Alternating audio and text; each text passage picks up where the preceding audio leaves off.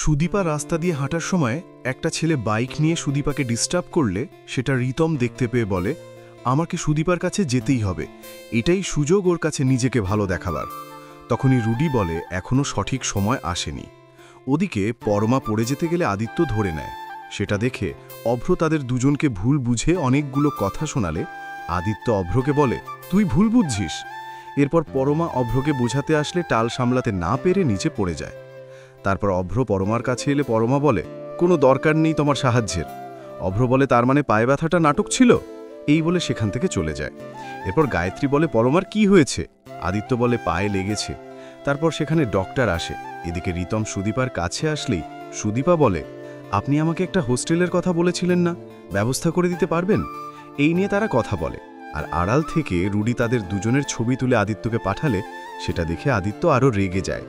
এরপর ডক্টরের check up করা হয়ে গেলে গায়ত্রী আর ইন্দিরা বলে, সুদীপা কোথায় আছে? সেই কথা আদিত্যকে জিজ্ঞেস করলে আদিত্য বলে, ওকে আমি একটা রেস্টুরেন্টে রেখে এসেছি। গায়ত্রী বলে, ওকে গিয়ে এখনই নিয়ে এসো। এই কথা শুনে আদিত্য সেখান থেকে বেরিয়ে পড়ে। এদিকে রিতম সুদীপাকে হোস্টেলে নিয়ে এসে থাকার ব্যবস্থা করে দেয়। তারপর সুদীপা রুমে আসলে টিনা বলে, আমি কাজ করব, আমার জন্য কোনো রকম ডিস্টার্ব না হয়। আর টিনাকে দেখে সুদীপা বলে, আপনি অভ্রদার বন্ধু, এখানে কি করছেন? টিনা বলে, আমি ডিভোর্স, বাড়িতে থাকলে নানা রকম প্রশ্নের উত্তর দিতে হতো, তাই এই পিজিটা নিয়েছি। আর তুমি এখানে এসেছো, তোমার বাড়ির লোকেরা জানে? তখনই সুদীপা আপন মনে বলে, আমি চাই না বাড়ির কেউ জানুক, কিন্তু মিস্টার চৌধুরীর থেকে লুকোবো কি করে? উনি তো চাইলে সবটা জেনে যেতে পারে।